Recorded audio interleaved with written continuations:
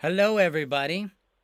Yes, it's 10:31. I am 1 minute late, but that little bike field trip kind of put me behind. We'll catch up about that. I should have recorded it. I didn't. Let's do another. Okay. Let me get the link up in the chat.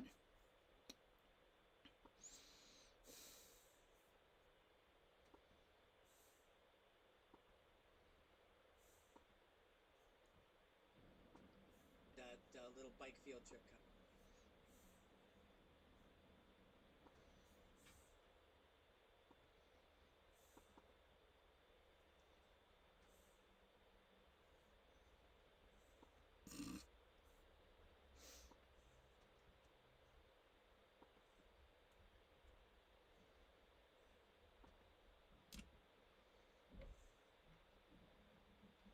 All right, it's up. Thank you. Sorry, I'm spacing out. I need to be aware that I'm live.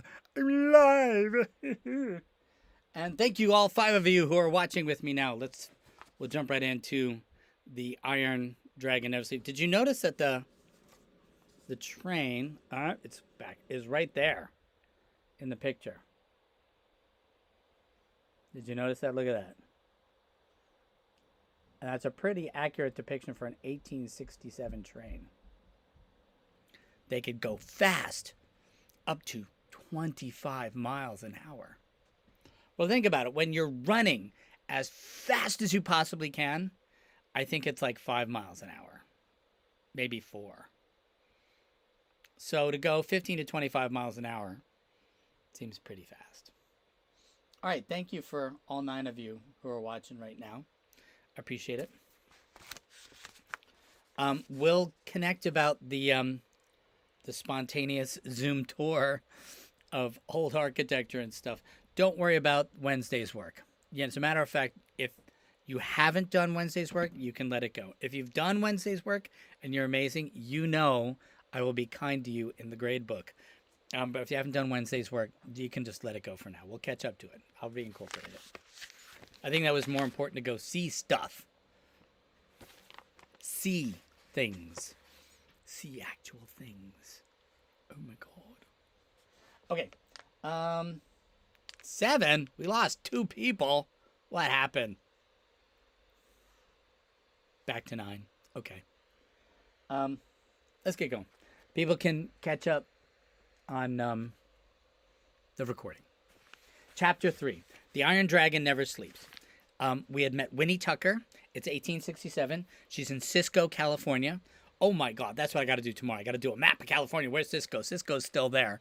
And as this goes towards the Sierra Nevada mountains, towards the Utah border, past gold fields, up in the mountains, it's going to be part of the railroad that connects to the rest of the United States, the Transcontinental Railroad, which was an important development in terms of building this country to be where it is today. Because once you had a railroad across, you could ship stuff and people. You want to talk about big change of money and trading things and making things and building things and things. And also for the genocide of the Native Americans. Once we put that railroad across, hunting grounds, forget about it.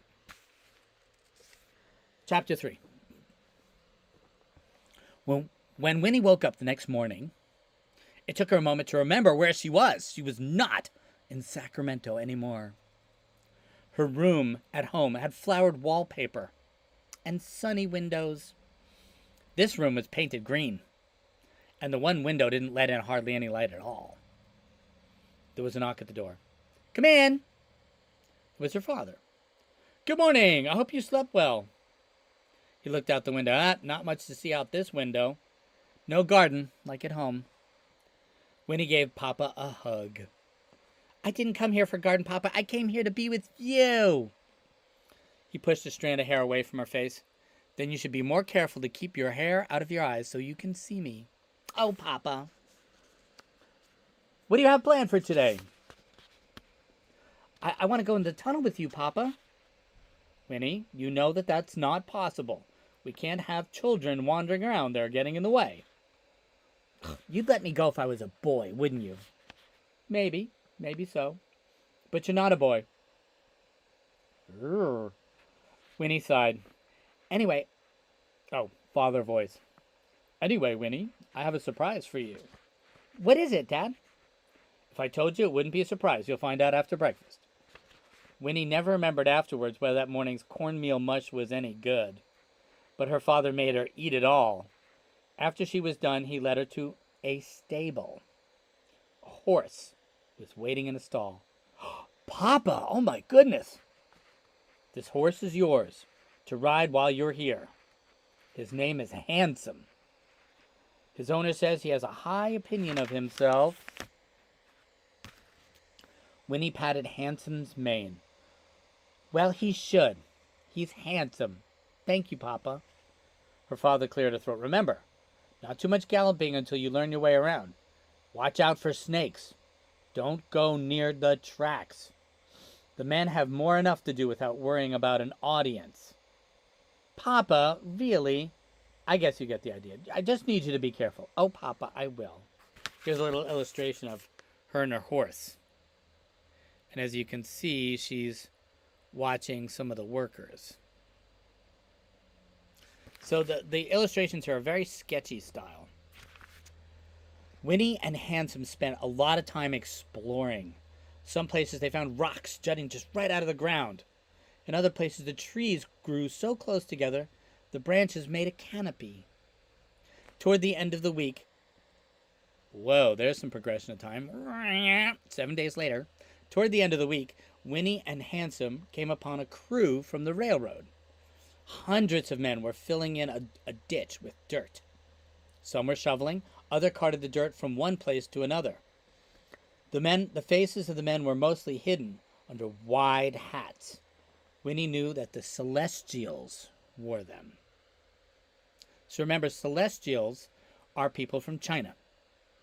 And these Chinese immigrants did a lot of the hard work and it was like hard labor. And China was called the Celestial Kingdom. So that's why they call them Celestials. The man in charge was tall, bearded, bellowing out orders. He walked up and down the line, prodding people to work faster. The Celestials, she noticed, cringed when he approached. Winnie noticed that several workers were not digging or carrying dirt. Instead, they carried around kegs on poles on their shoulders. They walked amongst the others, stopping whenever someone wanted a drink of water from the keg. One of the keg carriers removed his hat briefly to wipe his forehead. I know that person, thought Winnie. It was the boy from the general store, the one who had bought peppermints. Morning, miss. One of the riding bosses had ridden right up on Winnie. Saw you here on the ridge. Wondered what your business was. I'm Winnie Tucker. My father, Eli Tucker, works for the railroad. You know him? He warned me about getting too close, but I didn't think I was in the way up here. That's all right, then. We'd just like to know who's keeping an eye on us. Everyone here is working so hard. Well, there's no stopping these people. They're grateful, I guess. Grateful? Sure, miss. The land where they come from is a very poor country. China, right now, is a very poor country. So when they get here, they're happy to have a work. Hennessy! The riding boss turned his horse. You'll have to excuse me now. The big boss is calling. Coming, Mr. Strobridge. He started riding towards the tracks. So that was Mr. Strobridge, Winnie thought. Her father had written all about him. James Strobridge was the man in charge of the track construction. He and his wife lived at the railhead. That's the end of the tracks. Every time the tracks got longer, they moved. Mr. Strobridge was wandering amongst the workers. He was cursing, but he was encouraging them. Big and tough, he was twice the size of the workers. He looks mean, Winnie thought. Maybe it was the patch he wore over one eye, or maybe it was his black beard.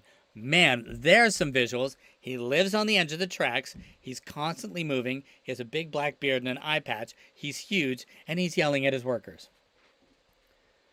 Do you smell water? She turned her horse towards some pines. Behind them was a gentle mountain stream. Winnie dismounted. Handsome bent down to drink the water. Winnie actually did the same. It was cool and it was clear. So remember, mountain streams back then probably were clean enough to drink out of. About the only thing you can get out of a stream is what's called giardia, which is a bacteria. But usually there has to be cows or somebody pooping in the stream way upstream for there to be giardia. It wasn't as warm in the shade of the pines. Winnie took out a sketch pad. She drew 2 squirrels playing tag in the pine needles. A rabbit sniffed at her, but hopped away before she could sketch it. A chipmunk stayed much longer, especially after Winnie tossed it a biscuit she had saved from breakfast. The chipmunk scurried away, though. A worker came towards the stream. He was carrying 2 empty pails. It's the peppermint boy again. The boy had been looking down, but he had noticed her. I do not mean to disturb. I've come for water. My horse and I will left you some. You left us some? Never mind, it was a joke. Ah, I'm not good at jokes. We have met before, I think, said the boy. But I did not truly introduce myself. My name is Li Cheng. I'm Winnie Tucker. Glad to see you again, Winnie. I have not thanked you for your wise advice. Advice? Tasting winter in your mouth. Oh, the peppermints! That's something I used to say when I was little. On a day like this, it is nice to have winter in your mouth. Winnie smiled. Lee turned suddenly. Somebody was yelling in the distance. Winnie heard the words, but they made no sense to her. She didn't know Chinese. He filled the pails quickly. I must go. I do not want trouble. Like the other day, that storekeeper was sure mad. What did you do? Do? Yeah, before I came in. What did you do to make him so angry? I had done nothing. It's his way. I'm used to it. I'm Chinese. I don't understand. Why would they treat you? I'm Chinese. That's why. And that is enough. I must go now. If I take too long for water. He went back up the slope. Winnie frowned. She'd never thought about what being Chinese would be like here. She would not have liked being yelled at just for having blonde hair. The chipmunk was chattering at her. He came back with a friend. Now that I do understand, she said, and threw them another piece of the biscuit. Chapter 4. Keep your voice down, Winnie, said her mother. We're in a public place. All right, said Winnie. The dining room of Swanson's rooming house didn't seem all that public to her. There were 4 tables, and that was it. As far as Winnie could tell, everyone who stayed at Swanson's worked for the railroad, and they were all too busy slurping their soup or talking amongst themselves to pay any attention. Still, eating at Swanson's was very different than eating at home. For one thing, they didn't get to choose what they ate. For another thing, Papa always tucked his napkin carefully under his chin. At home, he always used to use his sleeve, especially when Mama wasn't looking. So, wow, restaurants of 1867, especially way out in Cisco, which is pretty much a railroad outpost at this point. How do you get food? Well, the rooming house. They rented rooms upstairs and they made food downstairs. It was a business. It was a little business for somebody there. Here's a picture of them eating at Swanson's rooming house. And remember, they don't eat at their own rooming house because Papa said it was 50 cents a day, which back then was a lot of money. Can you see the pot-bellied stove in the back there? Pot-bellied stove right there. It was roast beef. Again. That was the 3rd time this week. We have to put some meat on your bones, Mrs. Swanson told Winnie. Winnie was not putting much meat on her bones tonight. Her food was untouched. She was thinking about Lee. Wait till Rose and Julia, her friends in Sacramento, hear she had met a celestial. Eat up, Winnie, said her mother. Your dinner's getting cold. Winnie took a bite of her roll. I met a celestial boy today. Well, actually, I met him before, but today I talked with him. His name's Li Cheng. He works for the railroad. I didn't know the railroad hired young boys. What was he like? He seemed quiet. He talked funny, the way he put words together. He definitely looked funny, especially with that braid of hair on his head. The fact that Lee speaks English is amazing, actually. Think about it. Best place, keeps it out of the way when he's working. Oh, okay. He seemed quiet. He talked. Yeah, they're talking about his braid. Keeps his hair out of the way when he's working. Well, why do they have it at all? Why don't they just cut their hair? They can't. From what I hear, the Manchu emperor back there in China ordered them to keep their hair that way. But they're in America now. China is far away. Doesn't matter. To them, a law is a law. He must be very powerful emperor. Winnie knew about emperors only from storybooks. It was hard to imagine them as real people. She couldn't really blame Lee for what doing an emperor wanted.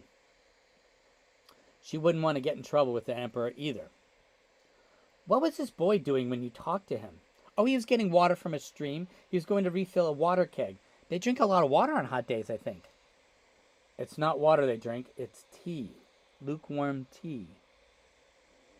It must agree with them, though. They're never sick. Do you really think the tea makes them healthy? Mom asked. Who knows, said Dad. Maybe it's all that cuttlefish they eat, too. Or the bamboo sprouts, or the dried seaweed, or all those vegetables. Pass the butter, please. Winnie blinked. She hated vegetables. Why would anyone eat vegetables on purpose? The Chinese foods that are shipped from San Francisco, most of them arrive dried. After they cooks add water to the stuff, it perks up some. But it's not like the food we're eating here. It doesn't seem real. He shook his head and he stabbed his mashed potatoes. What's the matter, dear? Oh, it's the tunnel. My crew spent the whole day blasting. We're trying to enlarge the heading. And how far did we get? 1 foot. Solid rock can be so stubborn. Oh, I'm sure it is, Eli. But don't take it out on your mashed potatoes. Winnie hid a giggle in her napkin. 1 foot was not very far at all. Imagine 20 or 30 men digging all day just to get 1 foot. The Celestials work really hard, don't they, Papa? Yeah, they sure do. They even work harder than a crew of the miners we got that are Welsh. They bought over them special from Europe. I don't know where they get their energy. Maybe it's their baths. Baths? She disliked baths as much as vegetables. Yes, baths. The Celestials are very organized. They've divided themselves into small groups. At night, the group cook prepares a large boiler of hot water. Then the Celestials fill empty powder kegs with the water and they take sponge baths. Every night? Winnie thought that was torture. You know, you could learn a lot from these people, Winnie. Winnie wasn't so sure. Here at the rooming house, there was one bathtub in a room at the end of the hall, and everyone shared that one bathtub. She sighed. Her mother was giving her that funny smile, the one she didn't really understand. Somehow Winnie was feeling if she would take more baths this summer than she had ever in her whole life.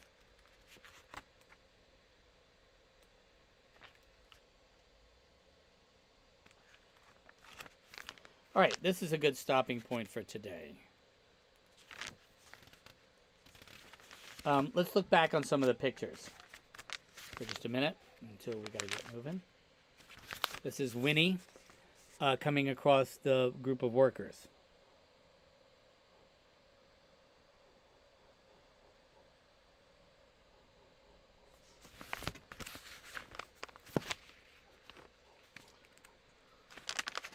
This is great California history. So that one house that I showed you in Oceanside that the guy thought was like from 1840s, 1850s, think about that.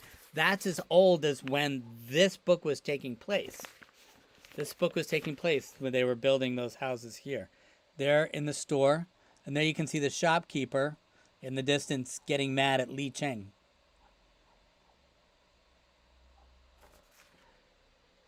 Which one's peppermints? And which one's licorice? It's so sketchy I can't see here. You said check it out again.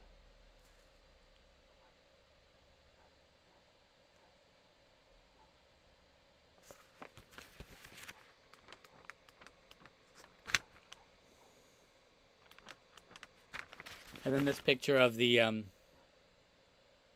Cisco. See Cisco? Cisco's right here on the top. That's where they are. Town of Cisco. And then this is the American River down below. Sacramento's back that way, it says. That's the train they came up.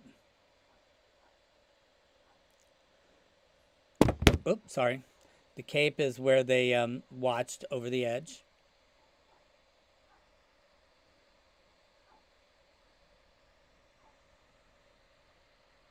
And there's the Summit Tunnel. California history. You guys are learning a lot. It's good. All right. I will see you guys for math. Remember ST instead of I ready. If you want to do I ready, just negotiate with me. Communicate. That's what a lot of this is based on. All right. And I will see you guys